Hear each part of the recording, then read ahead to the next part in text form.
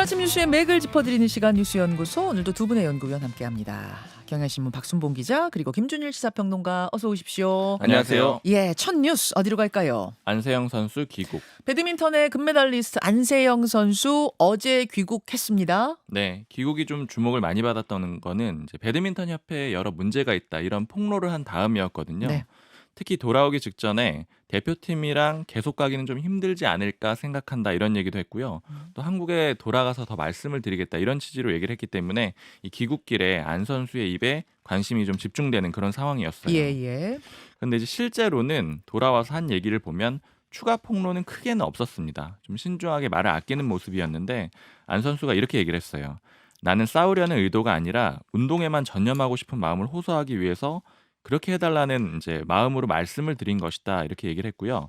또 여러 질문들이 많이 나왔거든요. 그런데 아직 배드민턴 협회하고 소속팀하고 상의를 한 것이 없다. 그래서 더 자세한 내용은 상의한 뒤에 말씀을 드리겠다라고 하면서 질문을 추가적으로 받지 않았습니다. 그리고는 소속팀으로 향했죠. 맞아요. 예, 쟁점들을 좀 정리해 볼까요? 네, 어제 배드민턴 협회가 이제 입장문, 그러니까 보도 자료를 냈거든요. 이제 여기를 보면은 크게 보면은 이제 안 선수하고 우리 같이 가고 싶어요 이런 내용하고 그다음에 진상조사위원회 꾸려가지고 안 선수가 제기한 여러 가지 문제 다 찾아보겠다, 살펴보겠다 이렇게 입장을 냈는데 네. 다만 안 선수가 현재까지 주장한 내용에 대해서는 또 조목조목 반박을 했거든요. 굉장히 긴 입장문이 나왔고, 안 선수가 지금까지 한 발언에 대해서 그 발언을 쓰고 그 밑에 반박하는 형태로 하나하나 정말 조목조목 비판했더군요. 맞아요. 그래서 쟁점 크게 한 4가지 정도 짚어보면 네. 일단 첫 번째로 안 선수가 자신의 부상에 대해서 협회가 제대로 잘 대응하지 못했다, 대처하지 않았다, 소극적으로 안일하게 대처했다 이렇게 주장을 했거든요. 네네. 지난해 10월에 항저우 아시안게임 금메달을 따면서 무릎 부상을 당했어요. 네. 근데 그때 대표팀이 제대로 대처를 못했다라는 건데 이제 여기에 대해서 협회는 최선을 다했다라는 취지로 조목조목 반박을 했어요. 어떤 식으로 최선을 다했다고 합니까? 지난해 10월에 이제 한국으로 돌아온 다음에 병원에서 2차례 MRI 촬영을 했고 그다음에 병원에서 이제 검진을 받았고 그 다음에 안 선수 본인 판단으로 재활 훈련을 진행을 했다라는 거예요. 그 이후에 대회 출전이 있었는데 이게 뭐 강요에 의한 것이었다 아니면 오진에 의한 것이었다 이런 얘기들이 있었지만 예. 그런 것들은 다 안 선수 본인이 판단해서 결정을 내린 것이다. 이렇게 선수의 선택이었다. 맞아요. 그리고 요번에 파리올림픽 갔을 때도 이제 부상이 있었는데 그때는 안세영 선수한테만 전담 트레이너를 붙여가지고 관리를 해줬다라는 거예요. 그리고 원래는 이제 기본적으로 대한체육회에서 의무팀이 있고 네. 또 파리 시내 한의원을 이제 진료받을 수 있도록 그렇게 협조가 되어 있는 상태였는데 이 안세영 선수가 요구를 해가지고 안 선수가 지명한 한의사를 한국에서 1,100만 원 이상 경비를 들여가지고 파리로 데려갔다. 즉 이런 것들은 우리가 최선을 다했다 이렇게 설명을 했습니다. 그리고 두 번째 논란이 이제 안 선수가 소위 수정쌤 이렇게 부르면서 따르던 트레이너가 있었는데 한수정 트레이너죠. 네. 이 트레이너가 실제로 파리 올림픽에는 같이 못 갔거든요. 네. 그게 왜 그랬냐면 작년 6월에 공개 채용이 된 다음에 1년 계약으로 6월 30일까지 계약이 돼 있었기 때문에 그 기간이 연장되지 않아서 못했던 건데 그 부분에 대해서 안세영 선수가 굉장히 서운함을 표시했잖아요. 이분이 어떤 정신적인 멘탈 관리라든지 몸 관리라든지 다 체계적으로 해주시던 분인데 이분과 함께하지 못했다는 것에 대해 비판했는데 맞아요. 협회는 뭐라고 말합니까? 협회에서 하는 얘기는 계약 기간이 6월 30일까지였는데 그래도 협회 쪽에서는 이 한 트레이너가 필요하니까 계약을 올림픽 끝날 때까지 연장을 하자라고 제안을 했는데 이걸 한 트레이너가 거절을 한 거다. 한수정 트레이너가 거절한 거다. 네. 그리고 안세영 선수도 한 트레이너랑 그만하고 싶다라는 의견을 협회 쪽에 냈다. 이렇게 주장을 하고 그러면 있습니다. 안세영 선수 주장하고 완전 정반대 완전히 얘기인데요. 정반대 얘기가 되는 거죠. 음. 그리고 세 번째 논란은 또 안 선수가 이 단식하고 복식에 대해서 차별이 있었다 이런 주장을 했거든요. 네. 그러니까 단식 복식은 훈련 방식이 달라야 되는데 성적이 복식이 좋아요. 그렇다 보니까 복식 중심으로 훈련 방식을 짜놨다라는 거죠 협회에서. 그런 얘기도 했잖아요. 또 그 이제 실력이 실력에 따라서 네. 남자 코치가 여자 선수라도 남자 코치가 훈련을 시켜줘야 되는 경우도 있고 뭐 이런데 성별에 따라 그걸 나눠놨다는 부분, 이 부분도 지적했잖아요. 맞아요. 근데 진상조사위원회를 구성을 해가지고 협회 쪽에서는 공유를 하겠다. 그러니까 이제 알아보겠다 이런 입장인데 다만 이런 식으로 또 하나 반박을 했습니다. 어떻게요? 안 선수가 개인 트레이너 쓰고 싶다 이런 얘기를 한 적이 없다. 협회 쪽에 전달한 바가 없다. 이런 얘기를 했다라고 안 선수가 얘기를 했는데 그런 적은 없었다라고 또 반박을 했습니다. 자, 단식 복식 그 훈련 문제에 대해서는 진상조사 한번 해보겠다. 하지만 안 선수가 개인 트레이너 쓰고 싶다라고 말했는데 묵살됐다는 거 우리는 그런 얘기 들은 적 없는데?" 네. 이렇게 얘기한 거예요? 맞아요. 네. 그리고 안 선수가 이제 금메달 딴 다음에 메달리스트 기자회견이 있었거든요. 근데 거기 불참을 했어요. 음. 근데 그때 당시에 파리에서 돌아오던 귀국길에 기자들이 "왜 안 왔느냐?" 이렇게 안 선수한테 네. 물어보니까 "협회에서 대기하라고 해서 못한 거다. 어쩔 수 없는 상황이었다. 아무 말도 하지 말고 기다려라." 이렇게 얘기를 했다라고 안 선수가 주장을 했거든요. 네.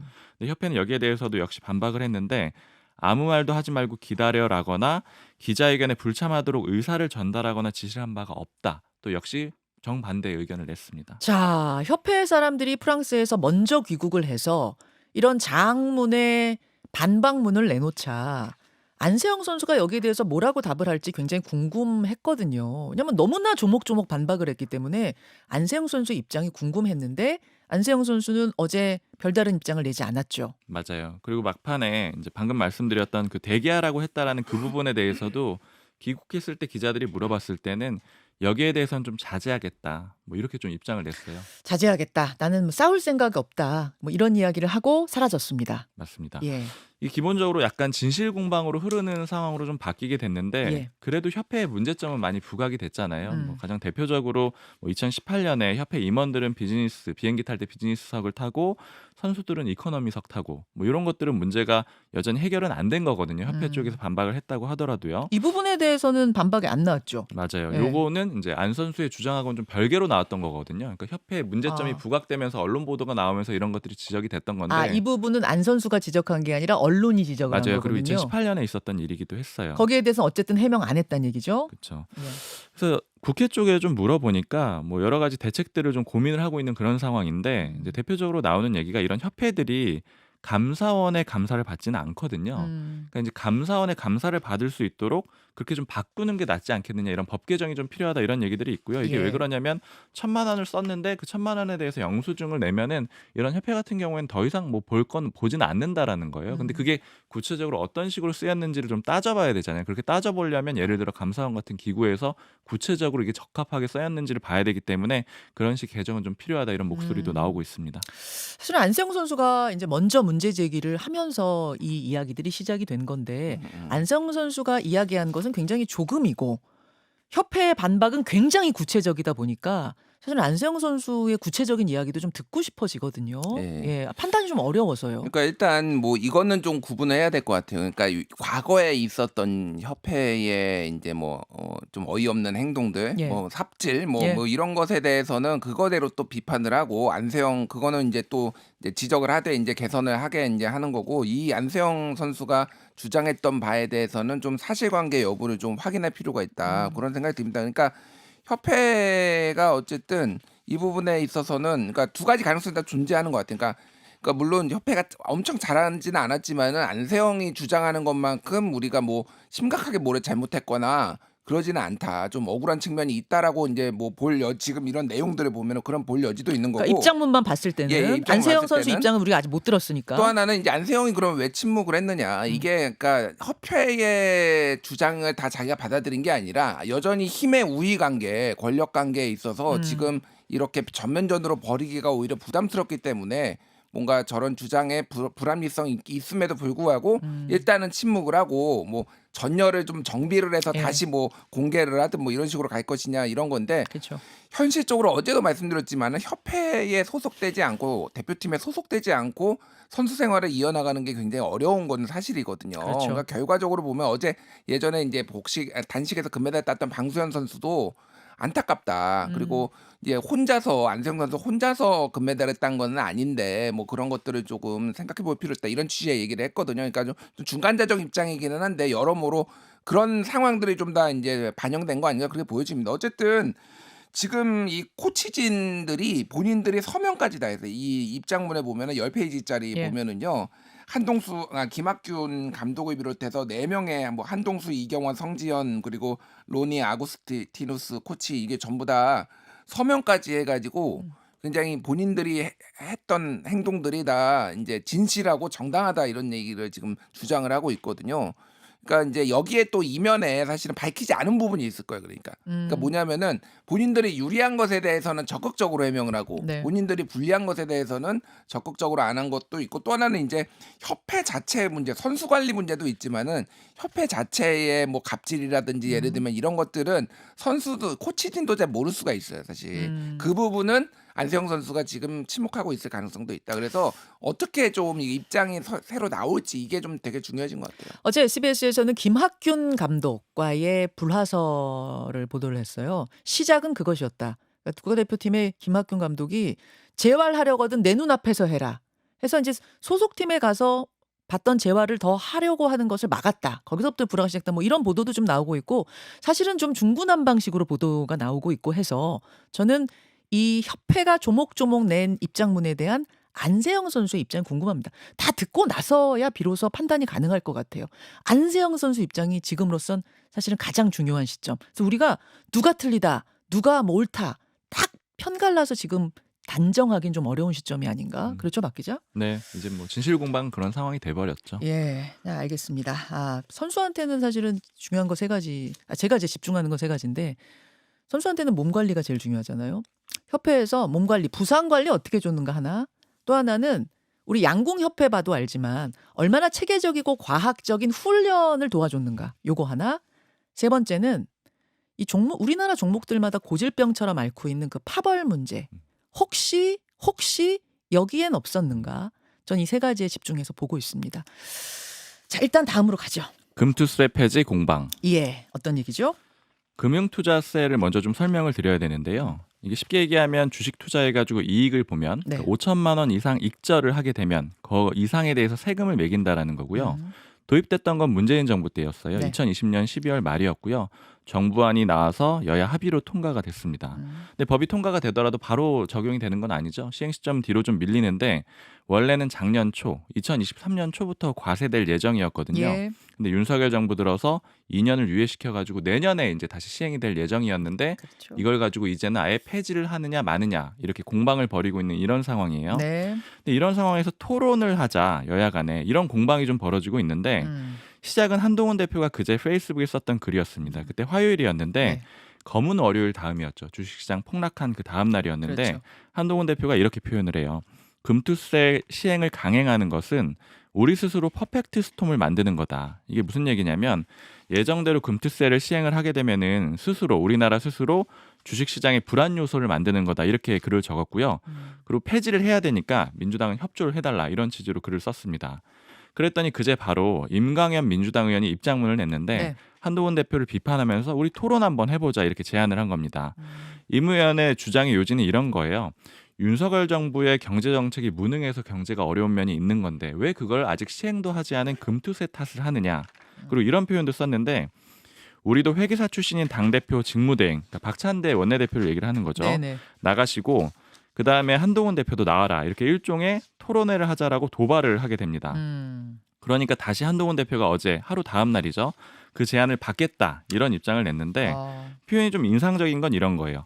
박찬대 직무대행이라도 상관없으니까 저와 금투세 폐지 민생 토론을 합시다. 이렇게 얘기를 했는데 이 얘기는 뭐냐면 네. 원래는 이제 당대표끼리 해야 되는데 그러니까 곧 연임이 될 이재명 전 대표가 나오는 게 맞지만 그러나 격이 안 맞아도 괜찮다. 우리는 토론을 하겠다. 이런 입장을 다시 내놓은 겁니다. 될까요? 진짜 어떻게 될 것 같습니까? 아직 좀 야당 입장이 좀 정리가 안 돼 있어서 지금 쉽지는 않을 것 같은데 좀 짚어볼 포인트 같은 것들이 있어요. 이런 네. 상황들이 왜 일어나느냐. 한동훈 대표가 지금 상황을 보면 굉장히 적극적으로 공세를 펴고 있는 거잖아요. 예. 국민의힘은 이게 일종의 야당의 약점, 민주당의 약점이라고 보고 있는 거예요. 그러니까 왜 그렇게 보느냐면 방금 말씀드린 대로 야당 내에서 금투세에 대한 입장이 완전히 명확하게 정리가 안 됐거든요. 그러니까 제가 원내 쪽에 좀 물어보니까 대략 이렇게 갈려요. 22대 국회에 들어서 의총을 한 다음에 그때 진성준 정책위 의장이 받은 총의는 의원들의 총의는 금투세는 예정대로 시행을 해야 된다. 이 입장이에요. 그래서 진성준 의장은 그 입장을 꾸준히 이어가고 있는 그런 상태입니다. 음흠. 근데 문제는 뭐냐면 이재명 전 대표예요. 이재명 전 대표가 지금 민주당에서 가장 강력한 인물이라고 할 수가 있잖아요. 그렇죠. 근데 지금 전당대회 토론회 과정에서 하는 얘기들을 보면 좀 신중해야 된다. 그러니까 금투세 시행하는 거 신중해야 된다. 좀 선회하는 그런 입장을 내놨거든요. 그렇죠. 그런데 아직 이재명 전 대표가 취임을 또 하지는 않은 상황입니다. 이렇다 보니까 입장이 명확하게 안 정리가 됐는데 제가 어제 민주당 정책위 쪽에 물어보니까 지금까지의 입장은 진성준 의장의 입장이 공식적인 입장이 맞지만 이재명 전 대표가 취임을 하게 되면은 음흠. 그러면 또 상황이 달라질 수가 있고 정책위 의장이 바뀔 수도 있지 않느냐 이렇게 좀 유동적인 상황입니다. 아, 결국 이렇게 좀 혼란스러운 상황이 있다 보니까 한동훈 대표 쪽에선 적극적으로 공격을 하면서 나오라고 하는 거고요. 공격 포인트가 되는 거군요. 그렇죠. 거기가. 국민의힘의 그 한동훈 대표 그 참모들한테 물어보니까 사실 처음에 그 참모들은 그 임 의원이 한 제안에 대해서 좀 어이없다라고 생각을 했다라는 거예요. 아니면 이재명 대표도 아니고 박찬대 원내대표랑 어떻게 토론을 하느냐 이렇게 입장을 한동훈 대표한테 얘기를 했는데 한동훈 대표가 좀 적극적으로 이거 받자 이렇게 아. 얘기를 해가지고 이런 제안이 오고 가고 있는 그런 상황이라고 해요. 아하. 또 하나 좀 짚어볼 만한 게 지금 정쟁이 아니라 이제 정책 경쟁을 다시 한번 시작을 하는 건가 이런 점을 좀 주목을 해볼 수가 있는데 22대 국회 상황 보면 뭐 굉장히 안 좋았잖아요. 뭐 여러 가지로 맨날 이제 법안 처리하면 거부권 행사하고 법안 폐기되고 이런 과정들이 이어졌는데 그래도 이번에 금투세는 이런 상황이 좀 이어지는 게 양쪽의 얘기를 들어봤을 때는 이게 대권 행보 때문이다 이런 평가들이 많아요. 그러니까 아. 이재명 전 대표도 중도층 공략하고 싶고 한동훈 대표도 나도 정책 잘해요 이런 거 보여주고 싶다 보니까 이렇게 가고 있고요. 마지막 하나 짚어볼 거는 영수회담이랑 좀 연결해 볼 수가 있습니다. 영수회담이요? 한동훈 대표가 그 박찬대 원내대표도 좋으니까 하자 이렇게 얘기하기 1시간 전쯤에 박찬대 원내대표가 최고위원회의에서 네. 윤석열 대통령하고 야당 대표 영수회담 다시 하자 이렇게 제안을 하거든요. 이건 1대1 회담의 의미입니까? 맞아요. 이재명 전 대표가 아마 취임을 하게 되면 하게 될 거고 윤 대통령 둘이 1대1로 하자라는 그런 의미가 되는 거고 지난번에 했던 거 한 번 더 하자. 2차가 되는 거죠. 이렇게 하자고 하는 이유는 경제 너무 어려우니까 좀 초당적으로 논의하자 이렇게 제안을 했는데 여기에 대해서 한동훈 대표 쪽에서 나오는 얘기는 뭐냐면 그러니까 용산은 기본적으로 뭐 입장이 없다 이런 입장을 내놨는데 좀 부정적이고요. 국민의힘에서는 이거는 나랑 먼저 해. 지금 여기 논의도 못 하고 있잖아. 이런 걸로 좀 연결해서 해석을 해볼 수가 있어요.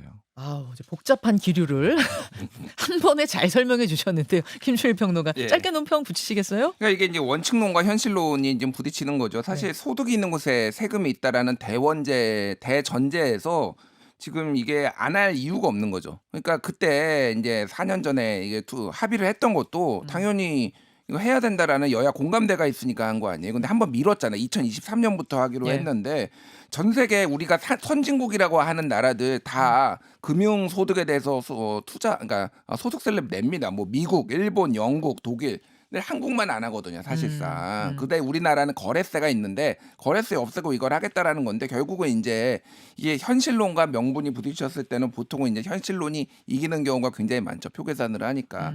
그러니까 여러 가지 쟁점이 많은데 쉽게 얘기를 하면 이것 때문에 주가 하락됐냐. 아까 전에 이제 박순봉 기자가 얘기했듯이 아니 윤석열 정부가 지금 못해가지고 무슨 그리고 상속세를 그럼 인하하면은 뭐 이게 밸류업이 되느냐 뭐 이런 얘기까지 이제 나오는 거가 있고 1,400만 명이나 이제 영향을 받는다 이런 얘기를 이제 하면은 그러면 근로소득세도 깎아줘. 그건 2천만 명이 넘어. 야 그거는 그러면 왜 이거 같은 소득세인데 근로소득세 그리고 유리지가 왜 직장인들만 손해를 봐야 돼? 이제 이런 논리들이 나오는 거죠. 그리고 이거는 부자 감세다 이런 뭐 논쟁도 있는 거예요. 그게 그러니까. 이제 지금까지 민주당의 쭉 네. 민주당이 지켜온 어떤 논지였는데 음. 이재명 전 대표의 생각이 지금 다르다는 거. 예. 그 부분이 살짝 뭐랄까 이 판을 흔드는 어떤 지점 아니겠습니까? 이재명 대표는 원래 주식에 진심인 분이잖아요. 본인 대선 지고 나서도 주식 투자해가지고 예. 그때 이제 전재수 의원이 다 자빠져 있는데 지금 주식 투자하는 게 말이 되냐 이렇게 비판할 정도로 원래 주식에 관심 많았던 분이기도 하고 얘기했듯이 이제 중도 확장인데 이게 이제 손익 계산을 아직 해보지가 않은 거예요. 정말로 이게 그러면은 이익이 될 표계산? 것인가? 왜냐하면은 민주당 지지자들은 이거는 과세해야 된다라는 주장이 훨씬 많거든요. 그러니까 이인데 본인은 또 그런 주장을 하고 있으니 이게 결정이 되기가 어렵고 그래서 결국은 어떻게 될 것 같아요? 결론은. 지금 예. 이제 임광현 민주당 국세청 차장 출신인데 원내 부대표가 기본 공제액을 5천만 원에서 1억 원으로 상향하고 또 예정대로 내년 1월 1일에 시행하는 법안을 준비 중이라고 합니다. 그러니까 시행은 하되 조금 완화하는 방향으로 지금 타협점을 민주당이 찾지 않을까 이렇게 보이는데 8월 18일 지나봐야 할 것 같아요. 그거는. 그러게요. 이거는 뭐 전당대회 좀 지나고 나서야 갈피가 잡히지 않을까. 저도 그런 생각 드는데 자 마지막 이슈 넘어갈까요? 50억 클럽 추가 기소. 50억 클럽 기소 이거 아직도 이루어지는 중이야? 뭐 여기서 놀라는 분들 계실 텐데 추가 맞아요. 기소가 또 있었어요? 맞습니다. 2021년 9월부터 수사 착수했거든요. 그러니까 네. 거의 3년째 되는 거라서 말씀하신 대로 왜 이렇게 길어? 이렇게 생각하시는 분들이 있을 거예요. 50억 클럽이라는 게 대장동 일당 화천대유로부터 50억 원씩 받은 게 아니냐라고 의혹을 받는 6명의 유력한 인사들을 얘기를 하거든요. 네. 기존에 곽상도 전 의원, 박영수 전 특검은 기소를 했고요. 이렇게 2명을 먼저 해놓은 상태고 어제 여기에 더해가지고 권순일 전 대법관, 홍성근 머니투데이 그룹 회장 이렇게 2명을 추가로 더 기소를 한 겁니다. 그러면은 50억 클럽 6명 중에 2명 남은 거네요? 네, 김수남 전 검찰총장 그리고 최재경 전 청와대 민정수석 이렇게 2명이 남아 있고 네. 아직 검찰 수사가 진행 중인 상황입니다. 권 전 대법관은 이제 화천대유 고문으로 일하면서 돈 받았다. 이 문제를 기소를 했고요. 다만 재판 거래를 했다 이런 얘기가 있었는데 거기에 대해서는 검찰 기소가 없었어요.